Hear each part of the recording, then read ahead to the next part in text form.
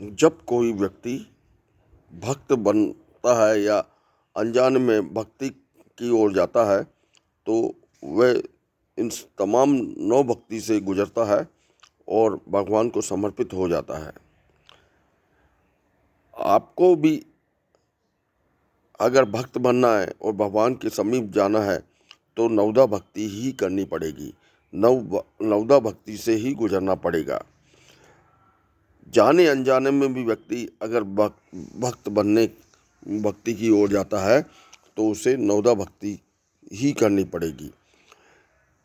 नवदा भक्ति में तीन जो प्रमुख हैं वो श्रवण, कीर्तन और स्मरण, ये तीन भक्ति मेन होती है। नवदा भक्ति हिंदू धर्म में एक महत्वपूर्ण आवश्यकता अवधारणा है जो भगवान की भक्ति को 9 तरीके से संदर्भित करती है। यह अवधारणा भगवान कृष्ण द्वारा भगवत गीता में भी वर्णित की गई है। नवदा भक्ति के 9 तरीके हैं। पहला जो तरीका है श्रवणम, मतलब श्रवण करना, भगवान की कथाएं में जाना, भगवान के कीर्तनों में जाना, अपने वीडियो के माध्यम से, अपने मोबाइल के माध्यम से और अपने और भी माध्यमों से भगवान की कथाओं को सुनना, भगवान की भजनों में जाना, भगवान के कीर्तनों में जाना और भगवान की कथाओं का आनंद लेना, ये होता है श्रवणम। भगवान की जो भी कथाएं हैं, महाभारत है, रामचरितमानस है, रामायण है, उनको सुनना, वे मनन करना। दूसरा होता है कीर्तनम। दूसरी भक्ति है कीर्तनम। कीर्तनम का मतलब है कि भगवान के भजन करना, भगवान का नाम की स्तुति करना और प्रशंसा करना भगवान की, उसको कहते हैं कीर्तनम। भगवान के गाने गाना, भगवान के कीर्तन करना, भगवान का नाम बराबर लेना और भगवान की प्रशंसा में अपनी बातें कहना, ये है कीर्तनम। तीसरा है स्मरणम।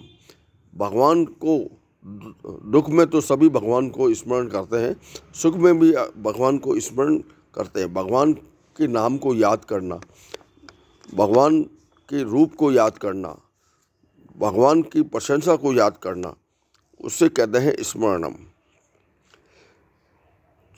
चौथा है पाद सेवनम, चरणों की सेवा। भगवान के चरणों की सेवा करना, उसे कहते हैं पाद सेवनम। पांचवा है अर्चनम। अर्चनम मतलब भगवान की आरती उतारना, भगवान की अर्चना करना, भगवान की सेवा में कथा करना,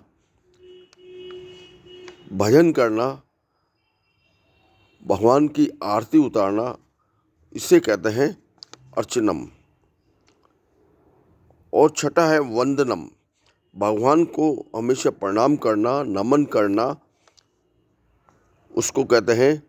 और जितने भी साधु संत हैं उनको, जो सेवा में लगे हुए हैं, उनको नमन करना, प्रणाम करना, ये है वंदनम भक्ति।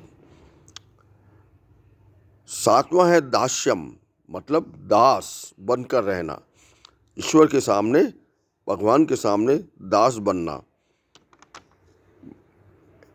भगवान के सामने अपने आप को सिर झुकाकर रखना और उनकी बातों का सेवन करना, उनके पदचिन्हों पर चलना, उसे कहते हैं दास्यम।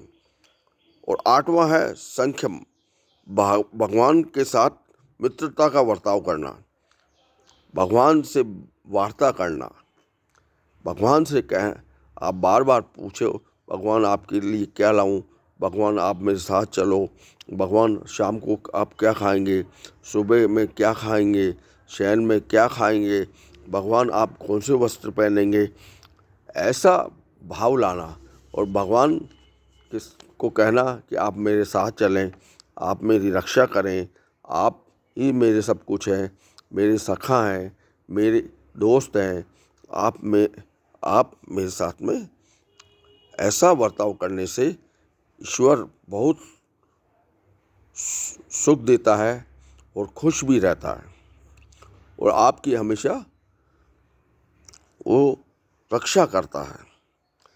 और 9वां है आत्मसमर्पण।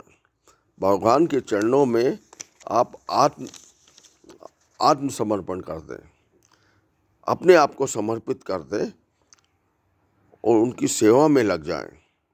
हर तरह की सेवा में आप लगने से और गहरा संबंध स्थापित करने से आत्मा का साक्षात्कार प्राप्त होता है।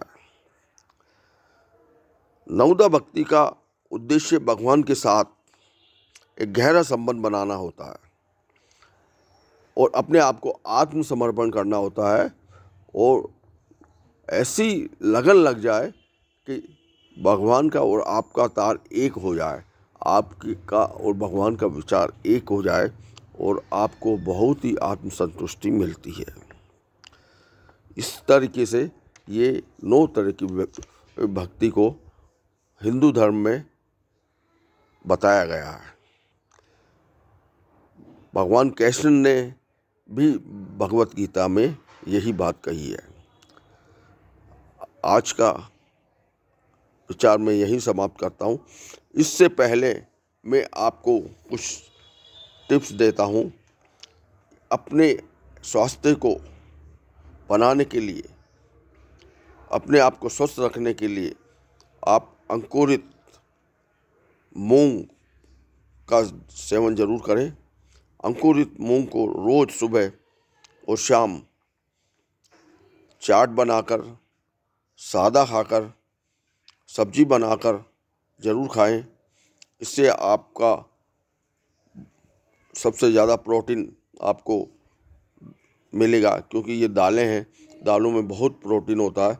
इसके साथ ही चना भी खाएं, अंकुरित चना भी आप इस्तेमाल करें, अंकुरित मोठ भी इस्तेमाल करें। इससे आपके स्वास्थ्य में आप स्वस्थ रहेंगे, आपका स्वास्थ्य ठीक रहेगा और सभी पोषण आपको मिल जाएंगे। राधे राधे, जय श्री कृष्ण। अगली बार मैं फिर एक नए विचार के साथ में आपके साथ आऊँगा। उतनी देर के लिए मैं आपसे विदा लेता हूँ। राधे राधे।